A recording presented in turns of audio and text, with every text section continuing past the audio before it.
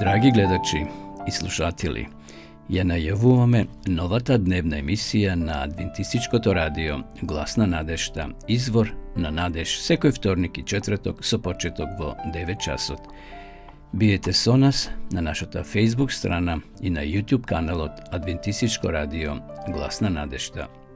Почитувани, ќе имате можност да го започнете денот со убави мисли од Библијата, кратка духовна порака и избор на убава христијанска музика. Отворете го срцето и душата за дневните Божји благослови. Бог е извор на надежта. Ова утринска емисија, Извор на надеж, е токму за вас. Ве очекуваме.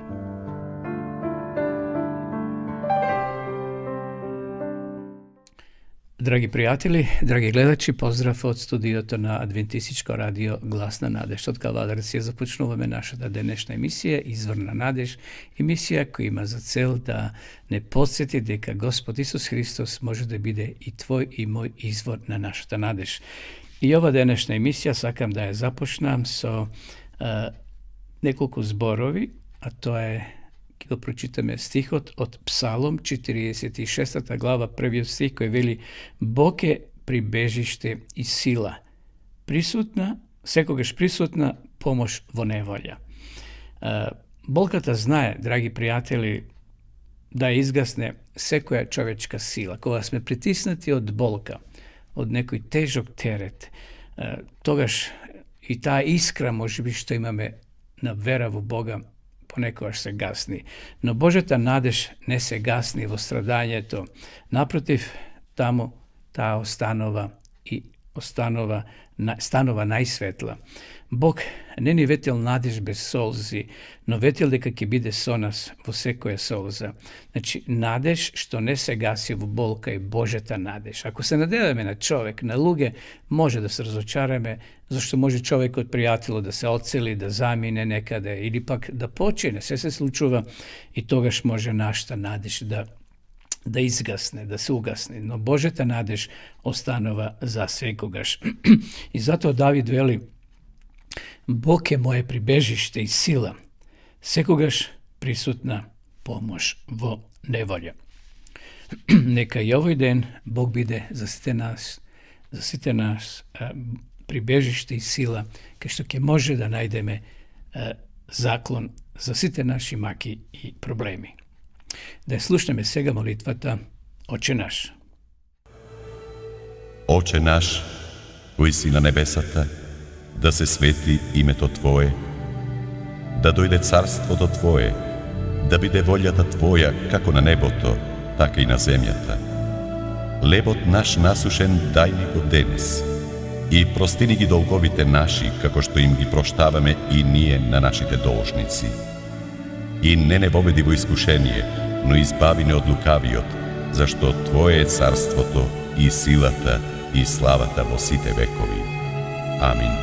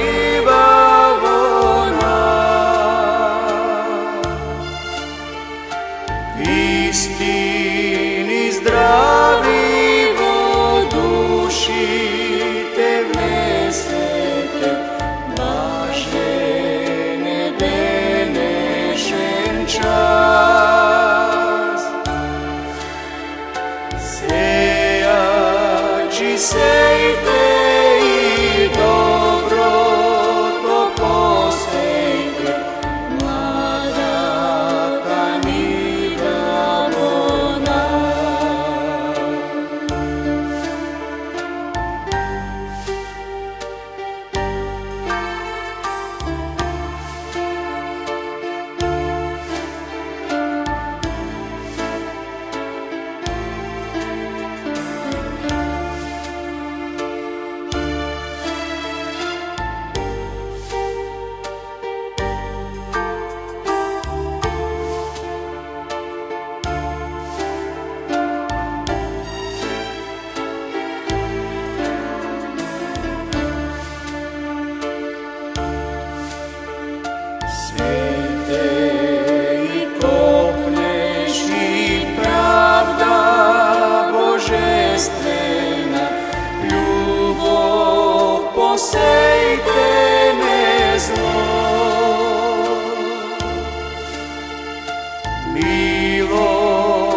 srcata i bratska doverba, nekako prati tvoj trud.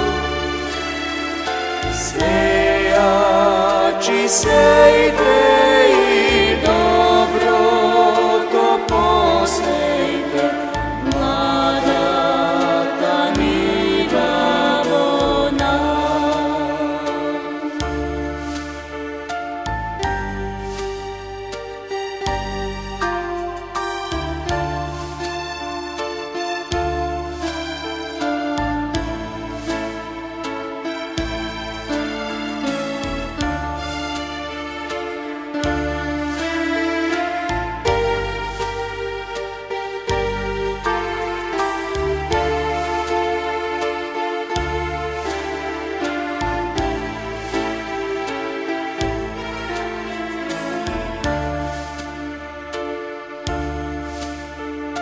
Sejači sejte i dobro to posejte, mlada ta niva vo nas. Istini zdravi vo duši te vnesete, blažene benešen čas. Sejači sejte i dobro to posejte, mlada ta niva vo nas. Mlada ta niva vo nas.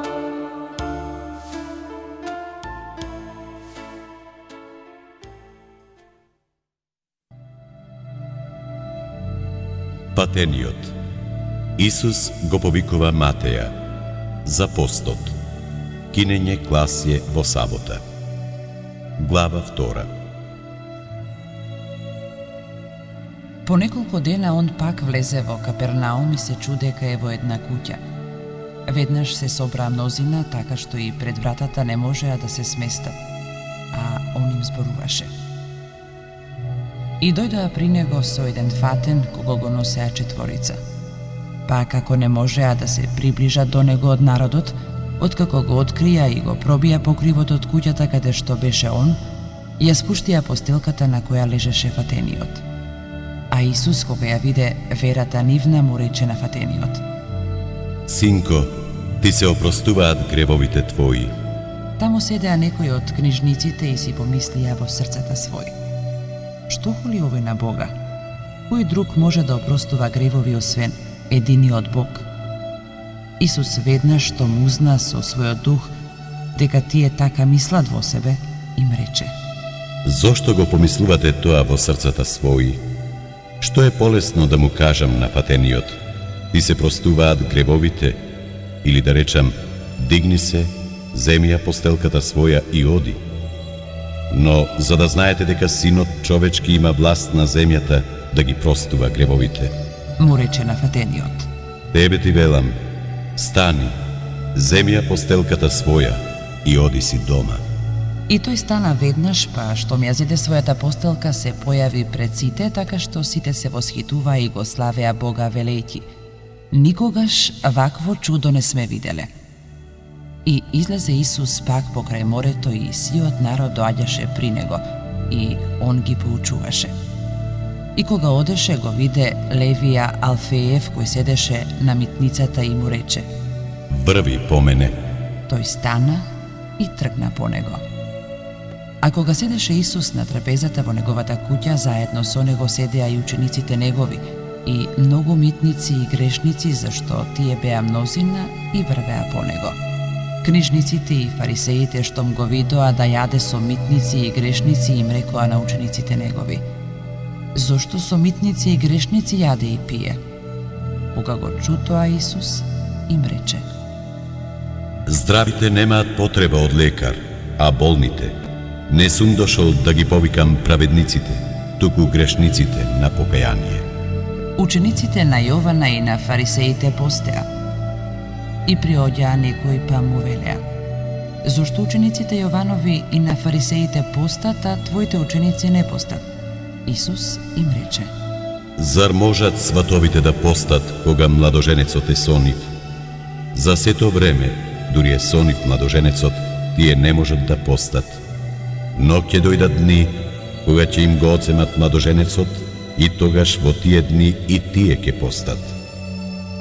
Никој не крпи стара облека со нова крпа, инаку новозашјената крпа ќе се отчие од старото и отворот ќе биде уште поголем. Никој не става ново вино во стари мевови, инаку новото вино ќе ги рассепи мевовите и виното ќе истече, а и мевовите ќе се упропастат, туку ново вино треба да се става во нови мевови. И му се случи во саботен ден да минува преку нивјето и почнаа учениците негови врвејќи да кинат класие, а фарисеите му рекоа: гледај зошто го прават учениците во сабота тоа што не треба да се прави.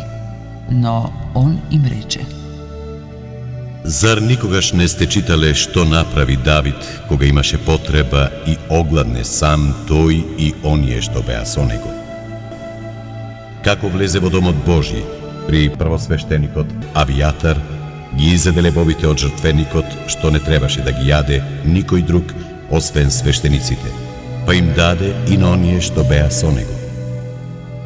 Потоа продолжи: Саботата е создадена за човекот, а не човекот за саботата. Па така, Синот човечки е господар и на саботата.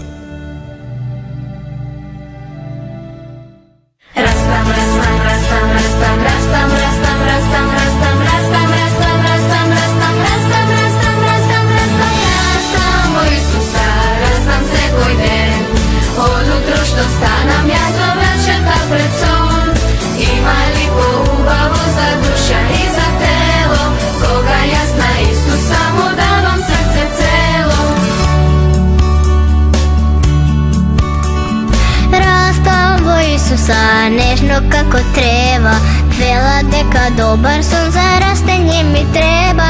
На сон гледам, шетаме низ ливади и гори, и со песни вечни ликон вечноста ме води.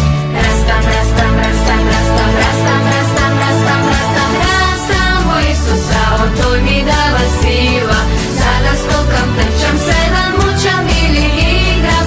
Има ли поубаво за душа и за тело, кога јас на Исуса му давам срце цело. Растам во Исуса кој најмилшарен цвет, нема да ме заведе овој блесков свет. Исус нам ни дава храна да сме сите силни, подобро од фаст-фуд и најсладки колачи. Растам, растам, растам, растам, растам, растам, растам, растам, растам во Исуса, што се го писмо читам, кога сум на молитва со него да се сретнам, и од срце кога пеам песна милна славна, тогаш пијам жива вода небесна и сладка.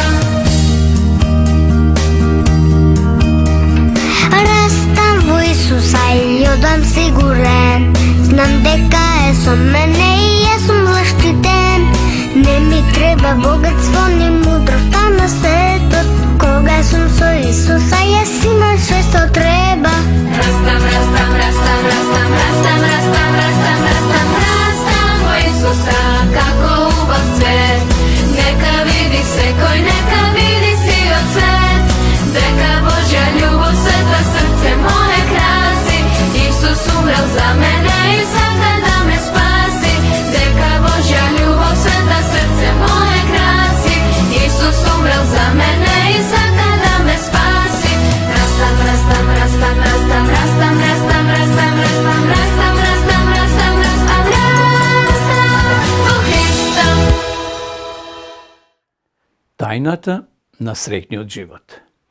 Во 1943 година јапонските окупацијски сили сместиле стотици американски и европски непријателски граѓани во еден соберен логор во кинеската покрајна Шантунг. Затворениците таму минувале месеци исполнети со осаменост, здодевност, понижување, неизвестност и страв. Луѓето со различни карактери постојано се судирале. Постојала нетрпеливост меѓу различните природи и навики. Деловните луѓе и мисионерите биле двете најразлични групи луѓе кои не се поднесувале најдобро. Секојдневно се зголемувал бројот на беззначајните кавги. Се чинело дека само еден човек успешно го премостувал јазот меѓу овие две групи. Човек кој еден заробеник го опишал како несомнено најбараната, најпочитуваната и најсаканата личност во логорот. Тоа бил Ерик Лидел, мисионер од Шкотска. Една жена русинка подосна се сеќава дека тој бил единствениот човек во логорот кој бил љубезен кон неа, а за тоа не барал надоместок. Кога дошла прв пат во логорот, сама и напуштена, тој поставил неколку полици. Друг заробеник се сеќава, тој знаеше на ненаметлив и духовит начин да ги смири скараните страни.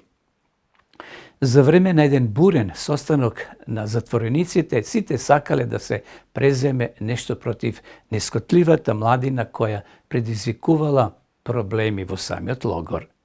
Лидел предложил начин како да се решат проблемите. Организирал спортски надпревари, учење на занаети и часови на разновидна настава за деца, па и самиот почнал да ги поминува вечерите со нив. Лидел стекнал слава на Олимписките игри во 1924 година, кога освоил златен медал во трката на 400 метри. Меѓутоа, во овој пренатрупен мрачен логор тој излегол како победник во христијанската трка и на тој начин стекнал почит и восхит и кај најбезбожнениот заробеник. Што го направило толку посебен? Неговата тајна можела да се открие секое утро во 6 часот наутро. Тој тогаш тивко на врвот од прстите минувал покрај заспаните другари, седнувал крај масата и ја палел малата светилка која ги осветлувала Библијата и бележникот. Ерик Лидел секој ден барал милост и сила од богатството на Божјата реч. Почитувани пријатели, Библијата е приречник за христијанскиот стил на живот. Библијата е напишана како приречник за христијаните. Во неа се наоѓаат записи за вистинските луѓе кои стоеле пред исти предизвици како и ние денес. Запознавањето на овие библиски ликови, со нивните радости и таги, нивните тешкоти и успеси, како и нивната потрага по смислата на животот, ни помага да растеме и да созреваме како христијани.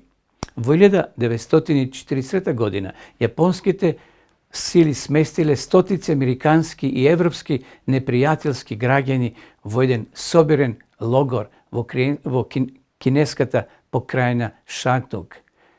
Псалмистот Давид ја отсликува нашата постојана зависност од Божјата реч, Библијата, споредувајќи ја со светилка. Еве што запишал: Твоето слово е светилник на нозете мои и светлина на мојата патека. Псалом 119:105.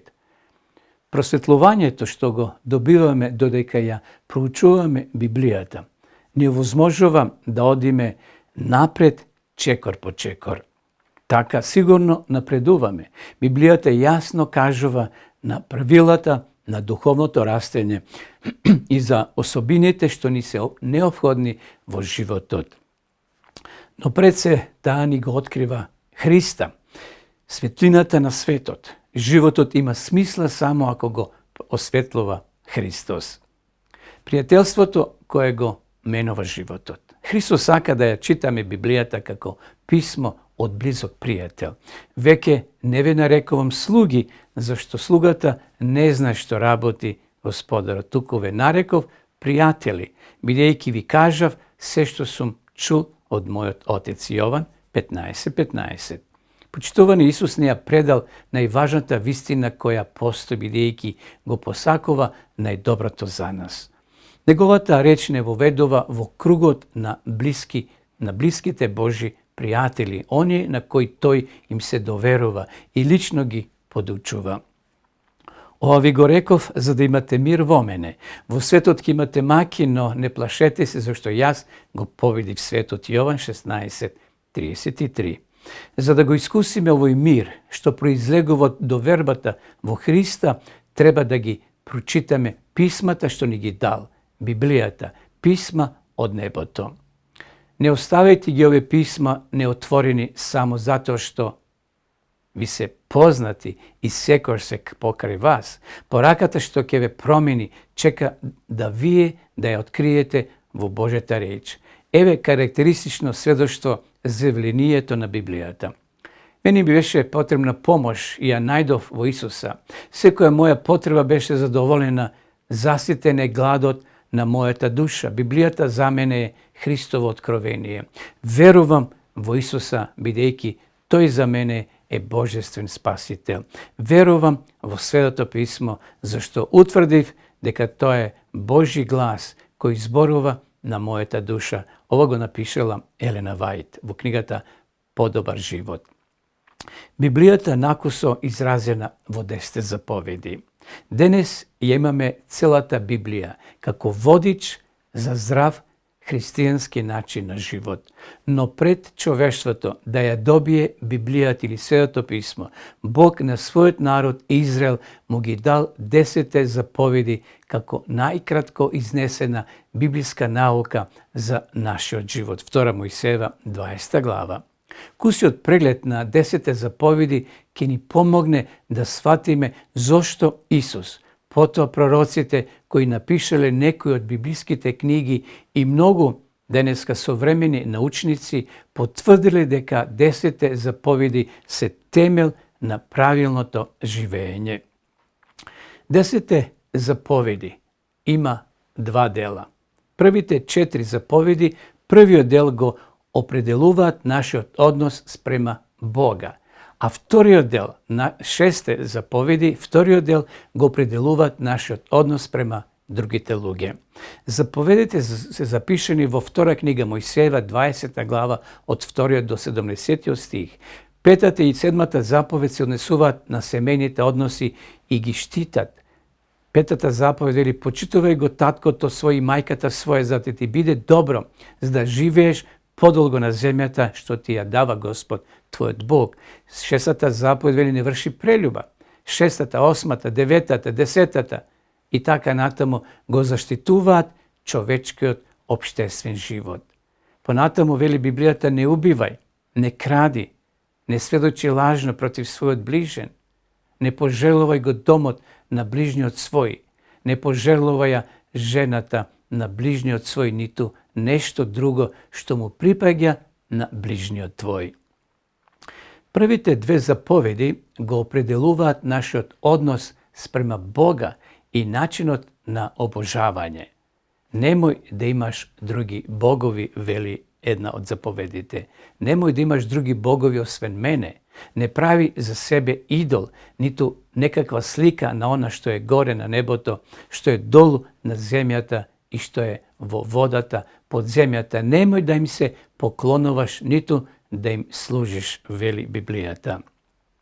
Понатаму 3 и 4 заповед го уредуваат нашиот однос према Божето име и неговиот свет ден. Не изговарај го напразно името на Господ твојот Бог, бидејќи Господ нема да го остави неказнет оној кој напразно ќе го изговори неговото име. Помни го саботниот ден, за да го празнуваш. 6 дена работи и врши ги во нив сите своји работи, а 7-миот ден е сабота Господова. Почитувани, 10 заповеди представуваат суштина на библиската наука. Тие го уредуваат нашиот однос кон Бога и кон другите луѓе. Тие се јасни насоки во христијанскиот живот. Што рекол Исус за 10 заповеди? Еден ден, додека го подучувал на собраното мноштво околу себе, му пристапил еден младич и го прашал: Учителе добар, какво добро да направам за да имам вечен живот? Матеј 19:16. Христос видел дека тој се бори со љубовта кон богатството, па го посоветувал да го остави својот имот и да ги пази заповедите. Матеј 19:17. Младичот се обидел да го избегне Христовиот повик, прашувајќи го на кој заповеди мислел. Исус набрил неколку од 10 заповеди против прелюбата, кражбата, лажење и непочитување на родителите. Богатиот младич, вели Библијата, сепак си заминал тажен. Матеј 19:20-22. Не сакал да го прифати советот. Тој со својот разум ги прифаќал 10 заповеди, но не живел според нив.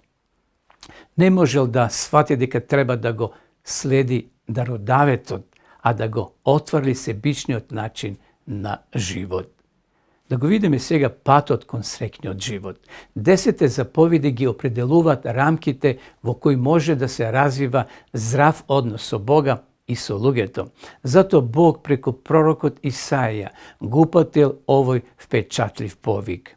О, да внимаваше на моите заповеди, твојот мир ќе беше како река, а твојата правда како морски бранови. Исаја 48:18. Исус ја истакнал послушноста како пат кон вистинска и целосна среќа.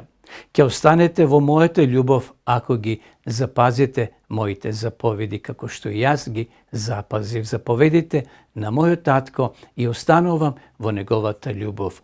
Ови го реков за да биде мојата радост во вас и вашата радост да биде полна. Јован 15 глава 10 и 11 стих.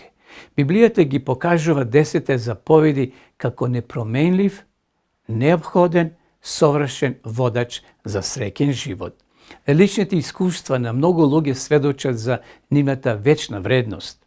Исусовиот глас е еден и единствен среде оние кои потврдува дека патот кон среќата е поплачен со радосна послушност на Божите заповеди кои ги представуваат принципите за среќен живот. 10 заповеди се незаобиколен старозаветен водач и денеска. Старозаветната книга проповедник ја открива потрагата на Соломон по среќата. Тој го опишува својот стремеж за задоволство и среќа кој се обидел да ги најде во богатствата на овој свет.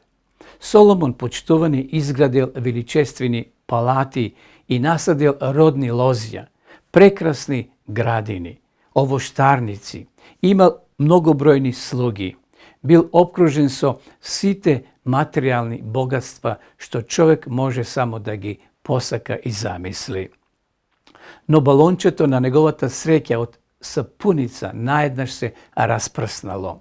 Тој вели, а тогаш ги разгледав сите своји дела, сите напори што ги вложив за да дојдам до нив и ете, сето тоа е суета и гони ветар. И нема полза под сонцето. Проповедник 2 глава 11 стих. Соломон потоа се свртел кон задоволствата на овој свет, надевајќи се дека ќе ја најде среќата во нив. Се предал на вино, жени и песни. Но кога стигнал до крајот на таквиот пат и не открил никакво богатство, еве што тој заклучил. И тоа е суета, празнина. Проповедник 2:23. Движејќи се од една до друга слепа улица, Соломон конечно сватил дека сгрешил што привидот го сваќал како вистина, па заклучува следново. Суета над суетите се е суета. Проповедник 18:12-8. Соломон се уверил дека Господ е добар, споредувајќи го почетокот на својот живот кога му бил послушен на Бога со својата безобзирна трка по грешни страсти на светот. Еве што изјавува: бој се од Бога и исполнувај ги неговите заповеди, зашто во тоа е се за човекот. Книга Проповедник 12 глава 13 стих. Соломон мислел дека со неразумен живот може да најде покус пат до среќата. пред крајот од својот живот бил доволно искусен да ја признае својата грешка, ги запишал своите пропусти, надевајќи се дека неговото искуство ќе им помогне на другите луѓе да се спасат од истите заблуди. Соломон советува вака: каде нема откровение пророчко, народот се разуздува, а кој го пази законот е блажен. Мудри изреки 29:18. 10 заповеди се незаобиколен факт и водач и во Новиот Завет. Апостол Павле во Новиот Завет пишува вака: затоа законот е свет, а и заповедта е света и праведна и добра. Римјаните 7 глава 12 стих. Тајната на среќниот живот апостол Павле и апостол Јаков, и тој се придружува на сериозноста на сведоштвото на апостол Павле, кој вели: зашто кој го пази целиот закон, а се сопне само во едно, станува виновен за се. Зашто некој рекол: не прави прелюба, рекол ли: не убивај. Ако не направиш прелюба, а убиеш, стануваш престапник на законот. Така зборувајте и така постапувајте како луѓе кои ќе бидат судени по законот на слободата. Јаков 2 глава од 10 до 12. Чарлс Спурџон, голем баптистички проповедник од 19. век, рекол: Божјиот закон е свет, небесен и совршен. Во него ниту една заповед не е излишна, ниту некоја недостасува. Тие се толку единствени што нивната совршеност е доказ дека имаат божествено потекло. Џон Весли, еден од основачите на методистичката црква, вака напишал за непоминливоста на законот. Моралниот закон содржи во 10 заповеди. Тој, Христос, не го укинал. Секој дел од законот мора да остане на сила за сите луѓе и за сите времиња. Неколку години подоцна, Камерон ја дал следнава изјава во разговор за едно радио. Постојат некои минимални вредности врз кои се темели општествениот живот на луѓето. И ако тие се скршат, стабилноста на општеството пропаѓа. Најцелосни, најконцизни, минимални вредности на кои може да опстане општеството се 10 Божи заповеди.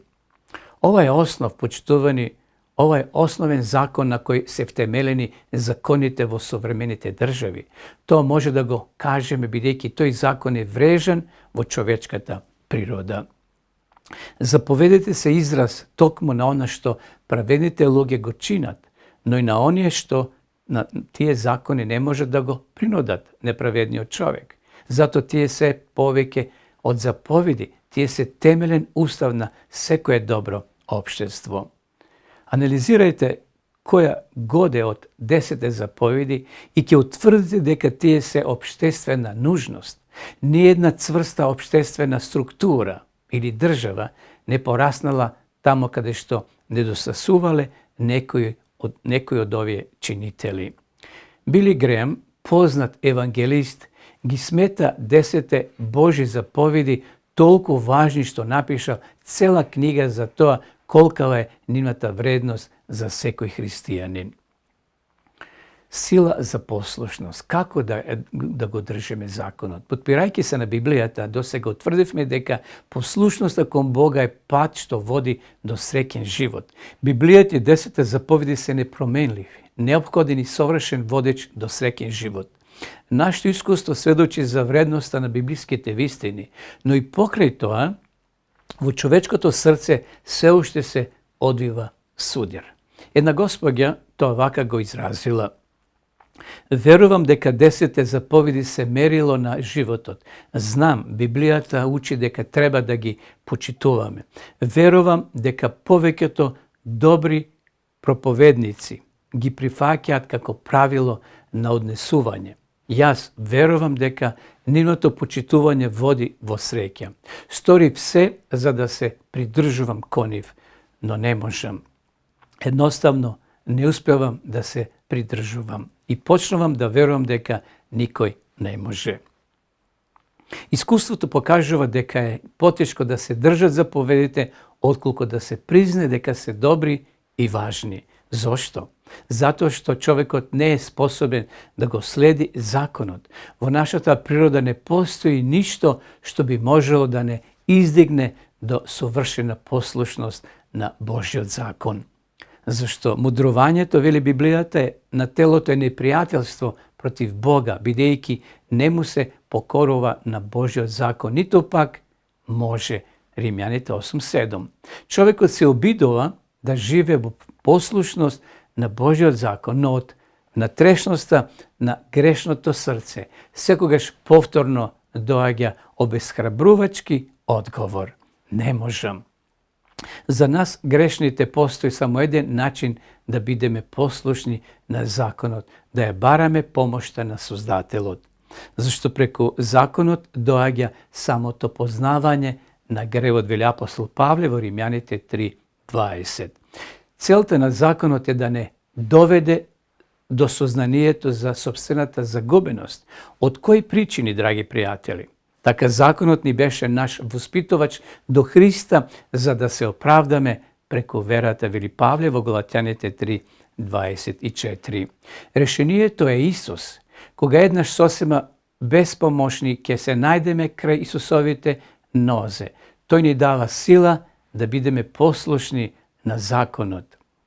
Да видиме сега радоста во послушноста. Исус истакнал дека послушноста има свој извор во љубовта.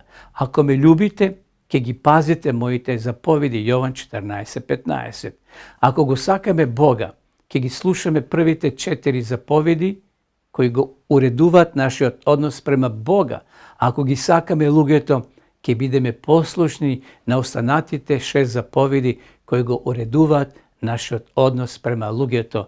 Матеј 22 од 36 до 40, тоа може да го најдете. Апостол Павле ја застапува мислата дека љубовта спрема Бога и нашите ближни доаѓа како исход на нашето држење, а не на кршењето на законите. И не должите никому ништо, освен да се сакате еден со друг, зашто оној што го љуби ближниот, го исполнува законот, бидејќи заповедите велат: не прави прелюба, не убивај, не кради, не сведочи лажно, не барај го туѓото. И секоја друга заповед се содржаат во овие зборови: љуби го ближниот како самиот себе си. Љубовта не му прави зло на ближниот и така љубовта е исполнување на законот. Римјаните 13 глава од 8 до 10 стих. Личноста која ги крши 10 заповеди греши. Секој кој врши грев, врши беззаконие, и гревот е беззаконие, вели апостол Јован во 1 Јованова 3:4. Му благодариме на Бога што го имаме Спасителот, кој дошол на овој свет, умрел, воскреснал и сега живее само со една цел. И знаете дека тој се јави за да ги острани гревовите, а во него нема грев, вели апостол Јован во 1 Јованова 3 глава 5 стих. Нашиот Спасител ни ги простува гревовите и ја отстранува нашата грешна природа. Ако ги исповедаме своите гревови, тој е верен и праведен да ни ги прости гревовите и да не очисти од секоја неправда. 1 Јованова 1 глава 9 стих.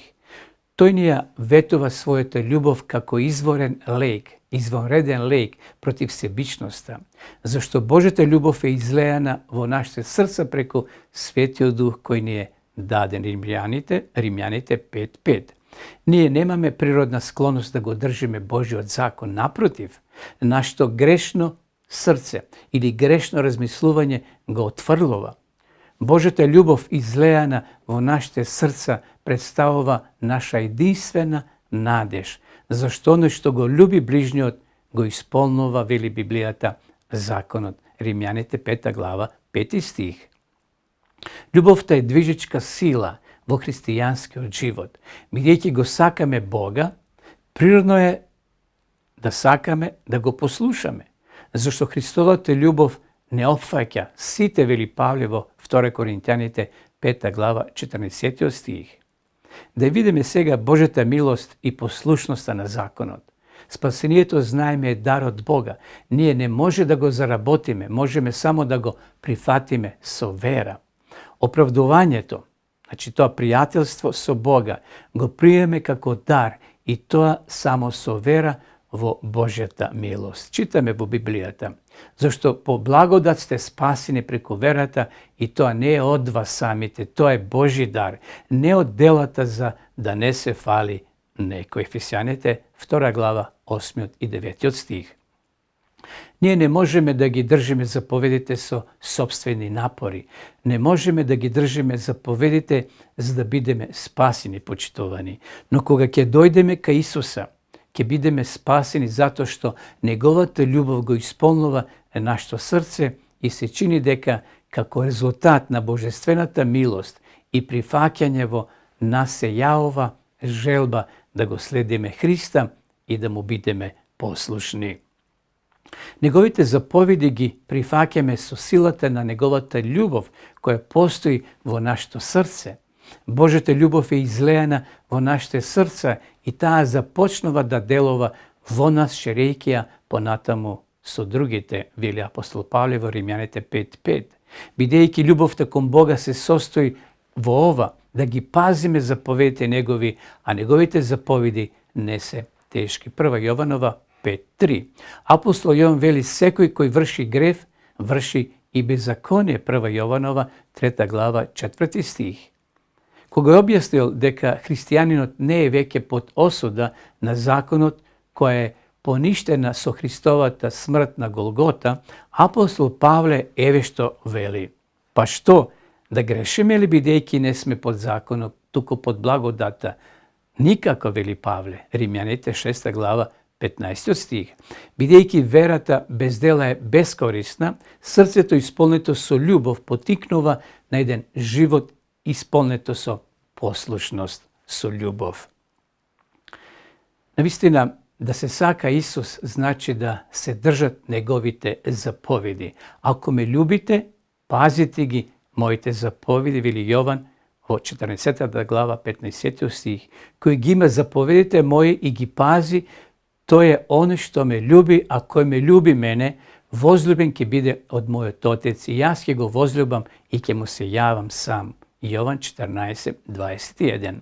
Павле го повторува Исусовото учење кога пишува, зашто тоа што му беше невозможно на законот, зашто беше слаб заради телото, Бог го изврши, испраќајќи го заради гревот својот син во обличе слично на грешното тело и поради грев го осуди гревот во телото, па праведноста што законот ја бара да се исполни во нас, кои не одиме под телото, туку под духот. Римјаните 8, 3 и 4 стих. Животот збогатен со силата на духот постепено стекнува се поголема способност за исполнување на праведноста што законот ја бара. Ерик Лидел покажал дека верникот кој добива Божја сила може дури и во најтешки околности да остане задоволен и послушен. Лидел ја покажал привлечноста и силата на милоста во миговите на стрес и страв. Неговата љубов кон Бога го оспособила да ја исполни праведноста што законот ја бара. Благодарение на својата љубов кон другите луѓе во заробеничкиот логор, тој однос кој произлегува од љубовта кон распнатиот и воскреснатиот Христос му дава нов квалитет на животот. Кога Христовата љубов ќе го исполни нашето срце, послушноста на неговите закони станува дел од нашата природа. Тие покажуваат дека делото на законот е напишано во нивните срца, зашто сведочат нивната совест и нивните мисли. Римјаните 2:15. Дали лично сте ја откриле ова тајна, почитувани? Исусовата љубов кон вас го навела да дојде и да го даде својот живот за да бидат простени и сите ваши греови. Тој сака вашите меѓучовички односи да ги засели со својата љубов и да ве усоврши во секое добро дело за да ја извршувате неговата волја, вели Павле во Евреите 13:21. Како ќе одговорите денеска на неговиот повик? Драг небесен татко, ти благодариме што си ни ја дал Твојата реч да ни биде водач во христијанскиот живот. Ти благодариме што си ни го дал Исуса Христа, да ни биде спасител и наш пример. Ти благодариме за силата на Твојата љубов, која ни овозможува да живееме за Тебе во хармонија со Библијата и 10 заповеди. Оче, Ти благодарам што таквата послушност од љубов го збогатува нашиот живот. Те молам секогаш исполнувај го моето срце со таа љубов. Те молам во Христово име. Амин.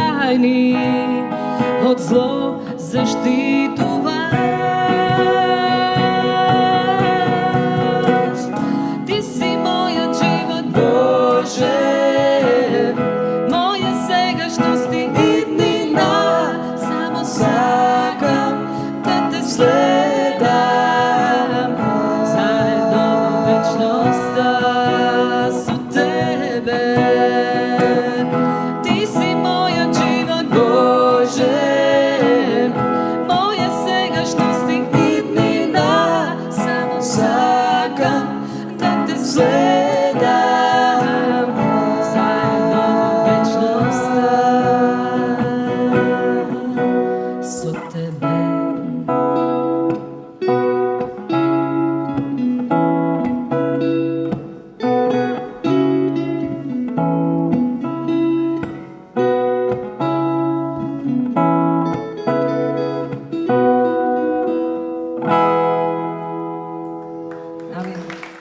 Драги гледачи, еве полека се ближиме до крајот на нашата денешна емисија. Би сакал сега при крајот на емисијата да ви понудам Нови Завет, динамичен превод, дел од Светото писмо, значи Новиот Завет, интересна книга, интересен превод. Динамичен превод, значи на Новиот Завет, со коментари, прекрасна книга, ви ја нудиме бесплатно. Ако се јавите на нашиот дежурен телефон 077-819-828 и ова книга ќе биде ваша, ќе ве испратиме по пошта или нашите соработници ќе ве донесат на вашата домашна адреса. Доколку сакате подлабоко да изучувате Библијата, ви нудиме бесплатен курс библијатазборова.мк. Ќе влезете во вашите компјутери, ќе куцате, значи, тие зборови, библијатазборова.мк и ќе навлезете во суштината на самата дописна школа. Да видиме сега и самата реклама.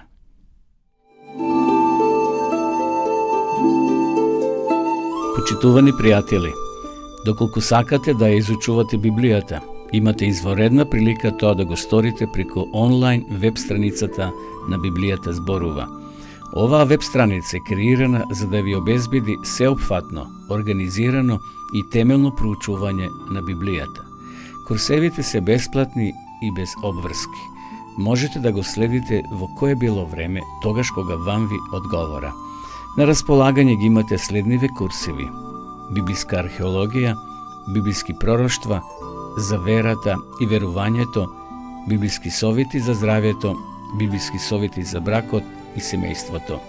Запознајте ја Библијата, Светото писмо на Стариот и Новиот Завет преку курсевите на интернет или во печатена форма.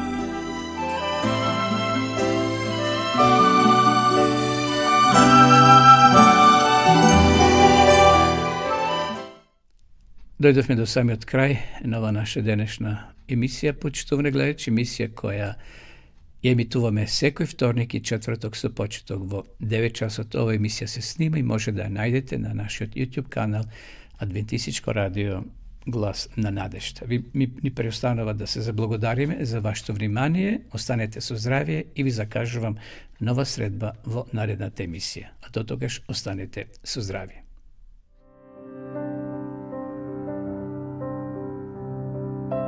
Драги гледачи и слушатели, ја најавуваме новата дневна емисија на Адвентистичкото радио Глас на надежта, извор на надеж, секој вторник и четврток со почеток во 9 часот.